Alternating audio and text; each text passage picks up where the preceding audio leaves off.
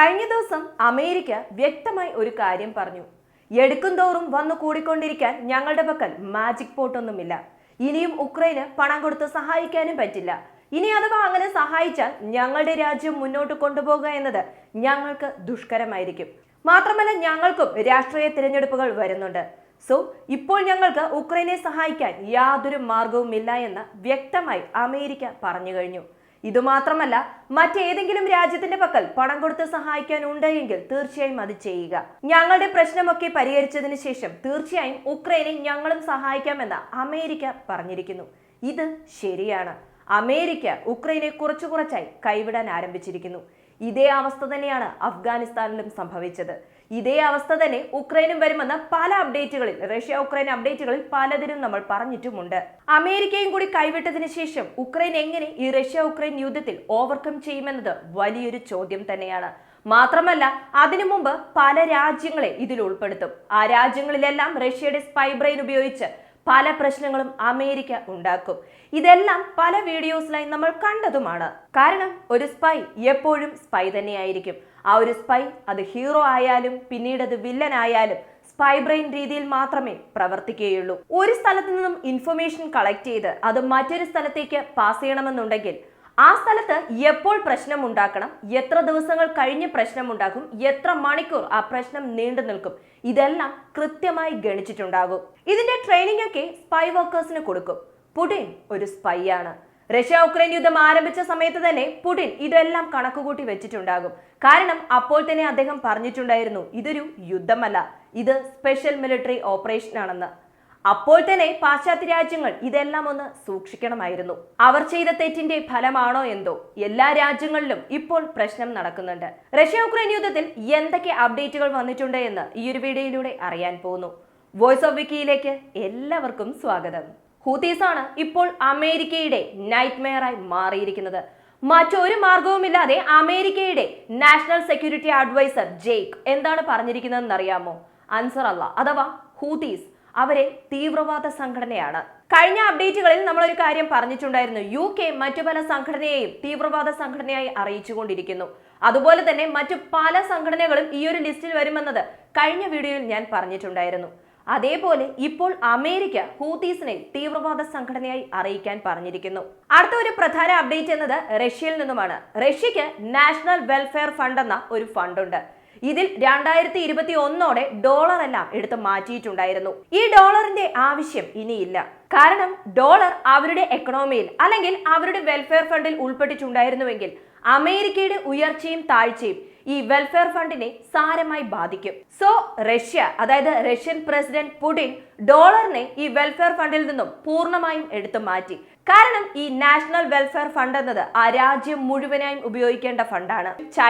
ചൈനയുടെ യുവാൻ, അതുപോലെ തന്നെ ഗോൾഡ്, ഇതൊക്കെയാണ് റഷ്യയുടെ നാഷണൽ വെൽഫെയർ ഫണ്ടിൽ ഇപ്പോൾ വെച്ചിരിക്കുന്നത്. ഇതുകൂടാതെ യൂറോയും ഈ നാഷണൽ വെൽഫെയർ ഫണ്ടിൽ ഉപയോഗിച്ചിട്ടുണ്ടായിരുന്നു. ഇപ്പോൾ റഷ്യ അറിയിച്ചിരിക്കുന്നു 2024 നോ മോർ യൂറോസ് എന്ന്. അതായത് ഇനി മുതൽ യൂറോയും നാഷണൽ വെൽഫെയർ ഫണ്ടിൽ ഉൾപ്പെടില്ല എന്നതാണ്. ഞങ്ങളുടെ എക്കണോമിയിൽ ഇനി യാതൊരു പ്രശ്നവും ഉണ്ടാവില്ല, നല്ല രീതിയിൽ തന്നെ മുൻപോട്ട് പോകുമെന്നും റഷ്യ അറിയിച്ചിരിക്കുന്നു. അവരുടെ പക്കലുള്ള NWF എത്രത്തോളം റീച്ച് ആയിരിക്കുന്നു എന്ന് ചോദിക്കുകയാണെങ്കിൽ ഏകദേശം 12 ട്രില്യൺ റൂബിൾസ് റീച്ച് ആയിട്ടുണ്ട് എന്ന് പറയുന്നുണ്ട്. അതായത് അവരുടെ GDPയിൽ 8%. അതുപോലെ തന്നെ അവരുടെ പക്കൽ 27,330 മില്യൺ യുവാനും ഉണ്ട് എന്നും. അതല്ലാതെ ഏകദേശം 3,58,960 കിലോഗ്രാം ഗോൾഡ് ഉണ്ട് എന്നും അത് അസറ്റായി വെച്ചിരിക്കുന്നു എന്നും പറയപ്പെടുന്നു. സോ ഇതൊക്കെ കാണുമ്പോൾ അവരുടെ എക്കണോമി അവർ എങ്ങനെ സ്റ്റേബിൾ ആക്കി വെച്ചിരിക്കുന്നു എന്ന് കൃത്യമായി നമുക്ക് മനസ്സിലാക്കാൻ പറ്റും. സോ റഷ്യയുടെ എക്കണോമി വെച്ച്, റഷ്യയുടെ GDP വെച്ച് എങ്ങനെയെങ്കിലും റഷ്യയെ താഴ്ത്താമെന്ന് നോക്കിക്കൊണ്ടിരുന്ന പല പാശ്ചാത്യ രാജ്യങ്ങൾക്കും ഈ ഒരു ഇൻഫർമേഷൻ ഷോക്കിംഗ് തന്നെയാണ്. കഴിഞ്ഞ 11 മാസത്തെ കണക്കെടുത്ത് നോക്കുകയാണെങ്കിൽ ഞങ്ങളുടെ GDP 3.3% കൂടിയിട്ടുണ്ടെന്നും ഞങ്ങളുടെ മാനുഫാക്ചറിംഗ് ഇൻഡസ്ട്രി 7.5% കൂട്ടിയിട്ടുണ്ട് എന്നും റഷ്യ അറിയിച്ചിരിക്കുന്നു. അതുകൊണ്ട് തന്നെ ഞങ്ങളുടെ രാജ്യത്ത് യാതൊരു പ്രശ്നവുമില്ല, ഞങ്ങളുടെ സാഹചര്യത്തിന് യാതൊരു വ്യത്യാസവും വന്നിട്ടില്ല എന്നും പറയുന്നുണ്ട്. ജർമ്മനി ഉൾപ്പെടെ മറ്റു പല രാജ്യങ്ങളും റഷ്യയെ നശിപ്പിക്കണമെന്ന് വിചാരിച്ചുകൊണ്ടിരുന്നതാണ്. പക്ഷെ ഇപ്പോൾ ജർമ്മനി തന്നെ അവതാളത്തിലായിരിക്കുകയാണ്. നിരവധി രാജ്യത്തിലുള്ളവർ പറയുന്നത് എന്താണെന്ന് വെച്ചാൽ അവരുടെ രാജ്യത്ത് അവർക്ക് ഇലക്ട്രോണിക് ഡിവൈസസ് ഒന്നും ലഭ്യമാകുന്നില്ല എന്നാണ്. റഷ്യ, തായ്വാൻ, ചൈന ഇവരെ വിശ്വസിച്ചിരുന്ന ഇൻഡസ്ട്രി എടുത്ത് നോക്കുകയാണെന്നുണ്ടെങ്കിൽ ഇവർക്ക് ഈ ഇലക്ട്രോണിക് ഡിവൈസസ് ഒന്നും ലഭ്യമാകാത്തത് കൊണ്ട് അവരുടെ സ്വന്തം രാജ്യത്ത് തന്നെ നിർമ്മിക്കാൻ ശ്രമിക്കുന്നു. എന്നാൽ ആ മെഷീനറീസ് എല്ലാം ജർമ്മൻ ഇൻഡസ്ട്രിക്ക് അത് ചെയ്യാൻ പറ്റുന്നുണ്ടോ എന്ന് ചോദിക്കുകയാണെങ്കിൽ എല്ലാം ഫെയിലിയർ ആകുകയാണ്. അങ്ങനെ ഫെയിലിയർ ആകുന്നത് കൊണ്ട് മെഷീനറീസ് റെഡിയാകുന്നില്ല. മെഷീനറീസ് റെഡിയാകാതെ അതിൽ നിന്ന് നമുക്ക് പ്രൊഡക്റ്റ് നിർമ്മിക്കുക എന്നത് ഒട്ടും സാധ്യമല്ലാത്ത കാര്യമാണ്. സോ മെഷീനറി പോലും നിർമ്മിക്കാൻ പറ്റുന്നില്ല, ലഭ്യമാകുന്നില്ല എന്ന് പറയുമ്പോൾ റോ കമ്പോണന്റും അതുപോലെ തന്നെ എക്യുപ്മെന്റ്സ് ഒക്കെ എങ്ങനെ നിർമ്മിക്കാൻ പറ്റും? ഇതാണ് പാശ്ചാത്യ രാജ്യങ്ങളുടെ വലിയ നെഗറ്റീവ് എന്ന് പറയപ്പെടുന്നു. അതേസമയം റഷ്യയുടെ പോസിറ്റീവ് സൈഡും നമ്മൾ അറിയാൻ പോകുന്നു. ജർമ്മനി ഇത്രയും പ്രശ്നങ്ങൾ ഉണ്ടായിരുന്നിട്ടും വീണ്ടും 7 ബില്യൺ യൂറോസ് ഉക്രൈന് കൊടുത്ത് സഹായിക്കാൻ പോകുന്നു എന്നൊരു അറിയിപ്പ് ജർമ്മനി തന്നെ പുറത്തുവിട്ടിരിക്കുന്നു. സോ ജർമ്മനി ഒരു ഡബിൾ ഗെയിം പ്ലേ ചെയ്തുകൊണ്ടിരിക്കുകയാണ്. ജർമ്മനി എപ്പോൾ വേണമെങ്കിലും റഷ്യക്കെതിരെ തിരിയാം. പക്ഷെ ഒരു ഘട്ടം കഴിയുമ്പോൾ ജർമ്മനി റഷ്യയുമായി ചേരുമെന്ന് വിശ്വസിച്ചിരുന്നവർക്ക് ഇപ്പോൾ ഉക്രൈന് വീണ്ടും 7 ബില്യൺ യൂറോസ് ജർമ്മനി കൊടുക്കുന്നു എന്നത് റഷ്യക്ക് എതിരായി നിൽക്കുന്ന ഒരു പ്രവൃത്തിയായി കണക്കാക്കുന്നു. ഓൾറെഡി ജർമ്മനിയിൽ ബഡ്ജറ്റ് ക്രൈസിസ് ഉണ്ട്, നിരവധി പോരാട്ടങ്ങളൊക്കെയും നടക്കുന്നുണ്ട്. എന്നാൽ ഇപ്പോൾ കൊടുക്കുന്ന ഈ ഒരു സഹായം 7 ബില്യൺ യൂറോസ് 2024 ഉക്രൈന് കൊടുക്കുമെന്നും പറഞ്ഞിട്ടുണ്ട്.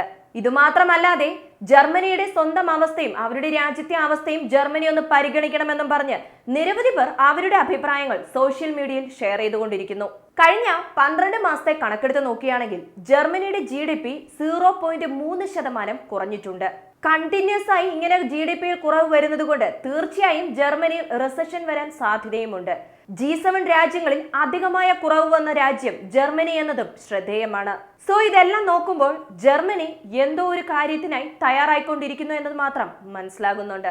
ഒന്നുകിൽ ഉക്രൈന്റെ ഈ യുദ്ധം അടുത്ത ഘട്ടത്തിലേക്ക് പോകുന്നതിന് ജർമ്മനി തയ്യാറായിക്കൊണ്ടിരിക്കുന്നു, അതുമല്ലെങ്കിൽ നമ്മുടെ രാജ്യത്തിൽ എന്ത് സംഭവിച്ചാലും കുഴപ്പമില്ല, ഉക്രൈനെ സഹായിക്കണമെന്ന സാഹചര്യത്തിലേക്ക് ജർമ്മനി പോകുന്നതായി കണക്കാക്കാം.